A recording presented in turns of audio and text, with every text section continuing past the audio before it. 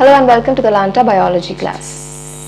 আজকে আমরা daily practice problem solve করব on the chapter breathing and exchange of gases. Okay? So, let's begin. আজকে আমাদের first question হচ্ছে Trachea is divided into two primary bronchi at the level of আমরা জানি যে আমাদের যে conducting part of the respiratory system সেখানে আমাদের যে ট্রাকিয়াটা সেটা ইভেন্চুয়ালি দুটো লাংসে ঢোকার আগে দুটো ব্রঙ্কাইতে ডিভাইডেড হয়ে যায়। তো এই যে বাইফার্কেশনটা হয় of the trachea into the two primary bronchi, এটা কোন জায়গাটায় হচ্ছে? This is a theoretical thing which we need to remember. আমাদের মাথায় রাখতে হবে এই বাইফার্কেশনটা হয় at the level of the fifth thoracic vertebra. Okay, এটা আমাদেরকে মাথায় রাখতে হবে। Next, the O2 dissociation curve shifts to the right when O2 dissociation curve টা আমরা যদি মাথায় থাকে, it's a sigmoid curve যেখানে আমাদের x axis এ বেসিক্যালি আমরা মার্ক করি আমাদের partial pressure of O2 and y axis এ আমাদের থাকে হিমোগ্লোবিনের স্যাচুরেশন।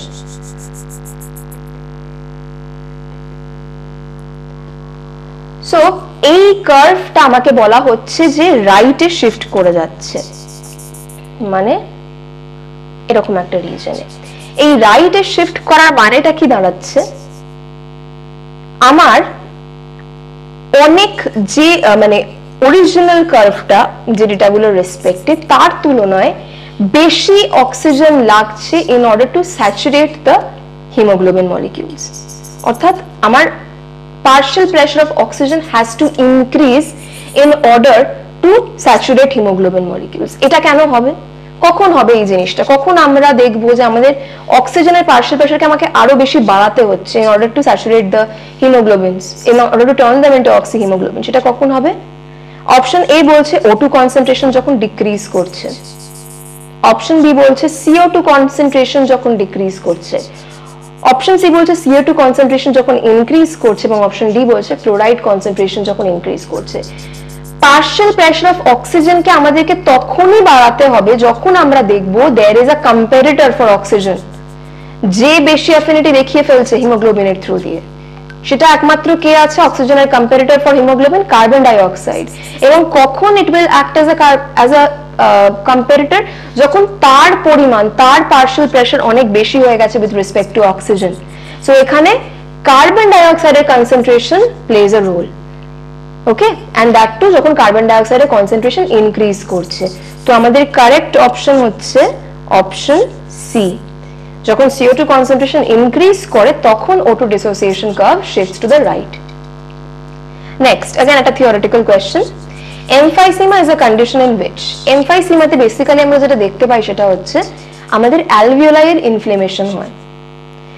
অপশন এ বলছে respiratory centre is inhibited. Respiratory সেন্টারের সাথে কোনো ব্যাপার নেই এমফাইসিমার। Lot of fluid accumulates in the lungs, again no, fluid অ্যাকুমুলেশনের কোনো কেসেস দেখা যায়নি।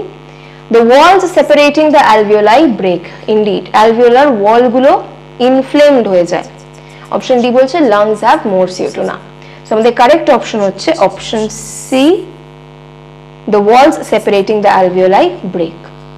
Next, identify the correct sequence of the following events. Air is inspired, increase in thoracic capacity, increase in pulmonary cavity and contraction of intercostal muscles. অর্ডারটা কি এই চারটে ঘটনার? প্রথমে যেটা হয় সেটা হচ্ছে আমাদের এয়ারের ইন্সপিরেশন, এয়ারের ইনহেলেশন করানোর জন্য আমাদেরকে পালমোনারি ক্যাভিটির ভলিউমটাকে বাড়াতে হয়। পালমোনারি ক্যাভিটির ভলিউম বাড়ানোর জন্য আমাদেরকে কি করতে হবে? থোরাসিক ক্যাপাসিটিটাকে বাড়াতে হবে। থোরাসিক ক্যাপাসিটিটা কিভাবে বাড়বে? আমরা যখন আমাদের ইন্টারকস্টাল মাসলগুলোকে কন্ট্রাক্ট করাবো। তাহলে প্রথম ঘটনাটা কি ঘটাতে হবে? আমাকে ইন্টারকস্টাল মাসলগুলোকে কন্ট্রাক্ট করাতে হবে। তারপর কি ঘটবে? ইন্টারকস্টাল মাসল কন্ট্রাক্ট করার ফলে আমাদের থোরাসিক ক্যাপাসিটি বাড়বে। থোরাসিক ক্যাপাসিটি বাড়লে কি হবে? আমাদের পালমোনারি ক্যাপাসিটি বাড়বে।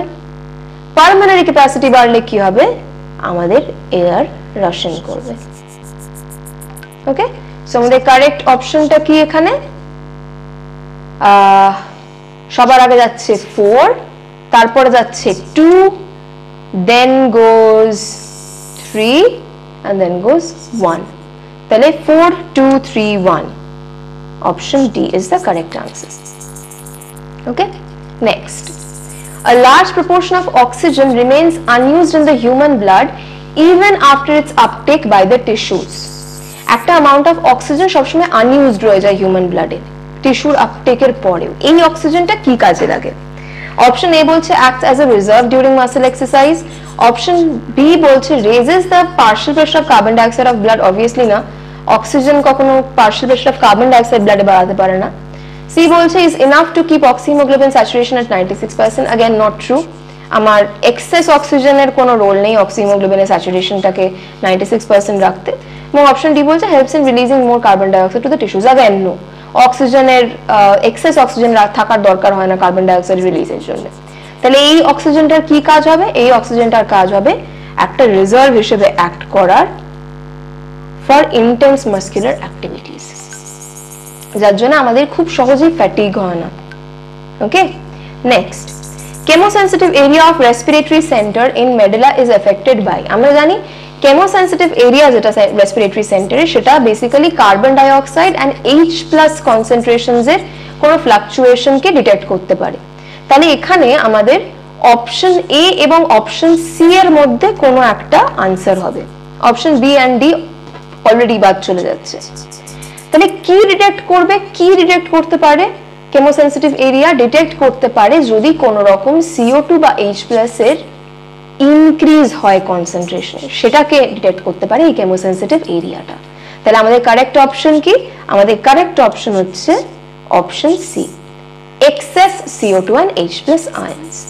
Okay, next, at rest the volume of air that moves in and out per breath is called, মানে নরমাল অবস্থায় যখন আমরা নরমাল ইন্সপিরেশন এবং এক্সপিরেশন করছি তখন যে ভলিউম অফ এয়ারটা আমরা রিলিজ বা ইনটেক করি সেটাকে কি বলে?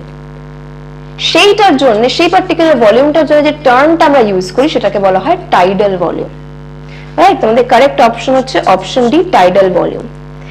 এই ডেফিনেশনস গুলো যখন আমরা পড়বো তখন দেখবে যে টাইডাল ভলিউমের ডেফিনেশনেই লেখা আছে যেট is the amount of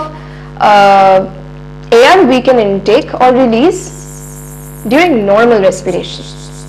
Okay, next, which one of the following animals respire through the skin? Skin এর through the respiration হচ্ছে মানে কি? cutaneous respiration হচ্ছে। cutaneous respiration বা slimy skin এর through the respiration আমরা প্রধানত এক ধরনের অর্গানিজমের বডিতে দেখতে পাই যারা হচ্ছে আমাদের হায়ার অ্যানিমালস এর মধ্যে, যারা হচ্ছে আমাদের অ্যামফিবিয়ানস। আমাদেরকে যে চারটে অপশন দেওয়া আছে, option A blue whale, option B salamander, option C platypus and option D peacock, এই চারটের মধ্যে অ্যামফিবিয়ান হচ্ছে আমাদের অপশন বি স্যালামান্ডার। তাহলে কারেক্ট অপশন কি? Obviously option B salamander. Okay, next, reduction in pH of blood will, option A, decrease affinity of hemoglobin for oxygen, release bicarbonate ions by the liver, reduce the rate of heartbeat, reduce the blood supply to the brain. Reduction in pH মানে হচ্ছে acidity বাড়ছে। Acidity বাড়া মানে কি? H+ এর concentration বাড়ছে। আমরা যখন অক্সিজেন ডিসোসিয়েশন কার্ভ পড়ি তখন দেখি যে বেসিক্যালি অক্সিজেনের অ্যাফিনিটি, মানে হিমোগ্লোবিনের অ্যাফিনিটি ফর অক্সিজেন বেশি হয় যখন H+ এর কনসেন্ট্রেশন কম থাকে, অর্থাৎ বেসিক কন্ডিশনসে। তাহলে যখন আমি পিএইচটাকে কমিয়ে দিচ্ছি, অর্থাৎ যখন অ্যাসিডিক কন্ডিশনস আনছি, মানে H+ এর কনসেন্ট্রেশন বাড়িয়ে দিচ্ছি, তাহলে রিভার্স ঘটনাটা ঘটা উচিত, অর্থাৎ হিমোগ্লোবিনের অ্যাফিনিটি কমে যাওয়া উচিত ফর অক্সিজেন। তাহলে আমাদের কারেক্ট অপশন কি? Obviously decreased affinity of hemoglobin for oxygen. Final question আমাদের আজকে, tidal and expiratory reserve volume of an athlete are respectively 500 ml and 1000 ml. What will be his respiratory capacity if the residual volume is 1200 ml? Respiratory capacity মানে কি? আমি কতটা air expel বা inhale করতে পারছি, একেবারে কতটা ক্যাপাসিটি আমার ইনহেল বা এক্সহেল করার, সেটা কত হবে? সেটা হবে আমার যে নরমাল রেসপিরেশনের সময় যে অ্যামাউন্ট আমি ইনহেল করছি বা এক্সহেল করছি সেটা প্লাস আমি ফোর্সড এক্সপিরেশন বা ইন্সপিরেশন করলে যে অ্যামাউন্ট অফ এয়ারটা এক্সচেঞ্জ করতে পারি, অর্থাৎ tidal volume plus either inspiratory reserve volume বা এক্সপিরেটরি রিজার্ভ ভলিউম। এখানে আমাকে টাইডাল ভলিউম দেওয়া আছে, এক্সপিরেটরি রিজার্ভ ভলিউম দেওয়া আছে, তাহলে আমার আনসার হওয়া কি উচিত? 500 ml প্লাস 1000 ml 1500 ml।